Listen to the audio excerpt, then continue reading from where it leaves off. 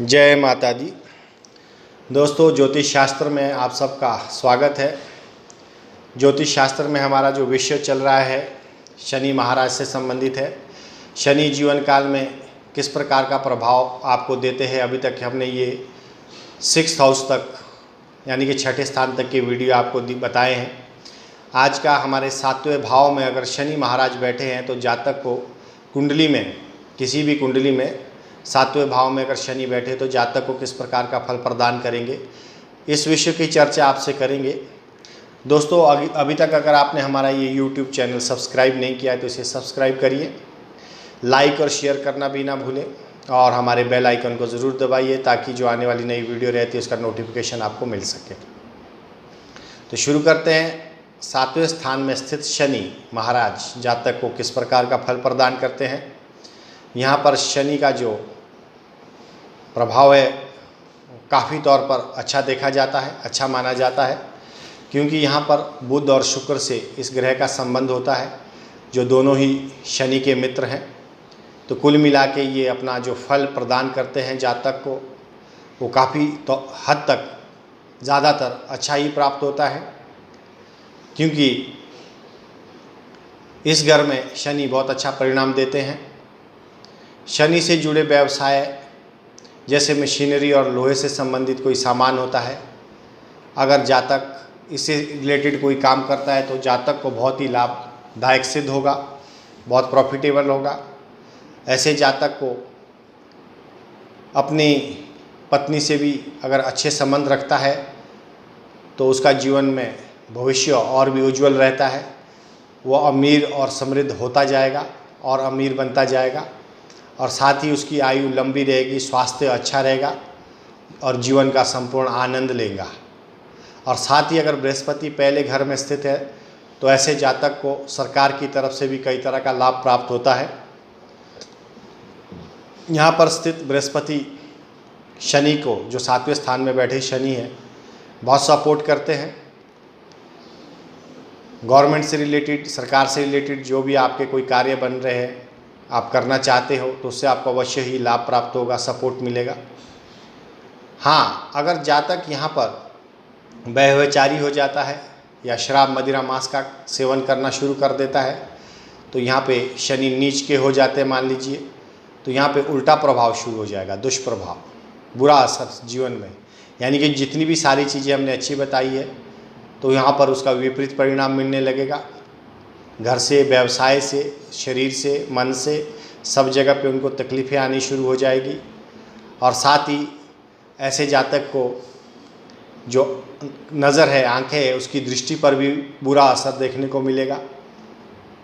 तो ऐसे जातक को चाहिए कि वो अपने जीवन काल में अनैतिकता से बचे, अपने जो मदिरा मांस या बाहर के कोई रिलेशनशिप है, अपनी औरत को छोड़कर वो संबंध ना स्थापित करे और ना ही मदिरा मांस का सेवन करे।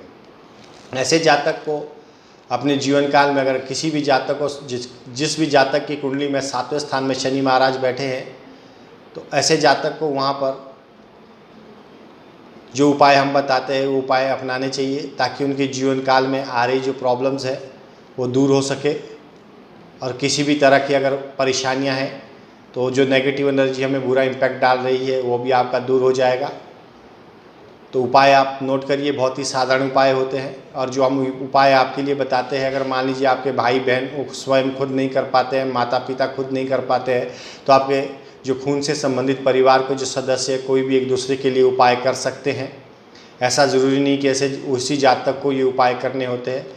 आपके घर परिवार का जितना भी जो संबंध है, खून से संबंधित जो भी आदमी है, माँ बाप, भाई बहन, बच्चे, बेटा बेटी, भाई बहन, कोई भी एक उपाय कर सकता है, एक दूसरे के लिए उपाय कर सकते हैं। तो 7वें स्थान में स्थित ऐसे जातक को किसी बांसुरी में देसी खांड को भरकर सुनसान जगह में या जंगल में कहीं दफना देना चाहिए।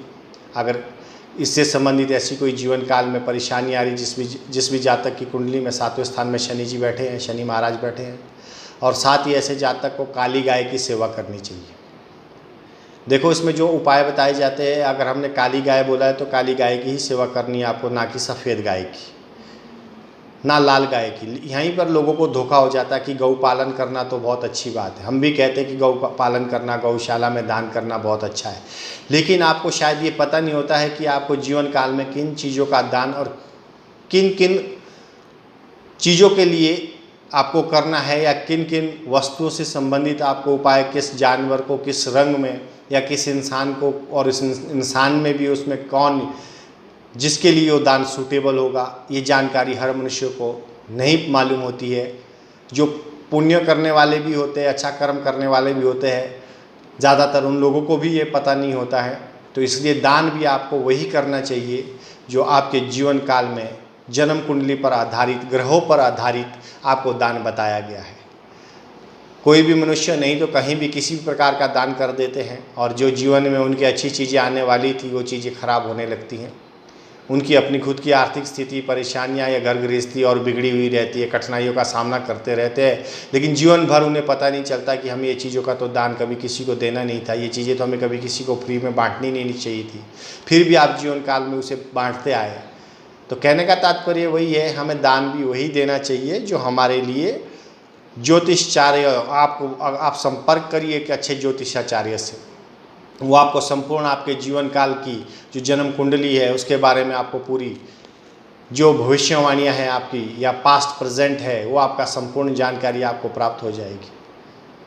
लेकिन उसके लिए एक योग्य ज्योतिषाचार्य, वैदिक शास्त्री जो पंडित होते हैं वो अच्छे ज़रूर होने चाहिए, उनको नॉलेज ज़रूर होना चाहिए। रास्ते में पकड़े हुए कोई ज्योतिषाचार्य को आप पूछ लोगे तो शायद वो मेरे हिसाब से तो ना के बराबर ही आपको ये सब चीज़ें समझा पाएंगे, क्योंकि हम जो उपाय यहाँ पर बताते हैं ये लाल किताब फल कथन के अनुसार ये उपाय बताए जाते हैं। हमारे विद्वानों का जो मत है, हमारे ज्योतिषाचार्यों का जो एक अद्भुत इतने हज़ारों लाखों वर्षों से जो चलता आ रहा ज्योतिष शास्त्र का ज्ञान है, वही हम आपको शेयर कर रहे हैं।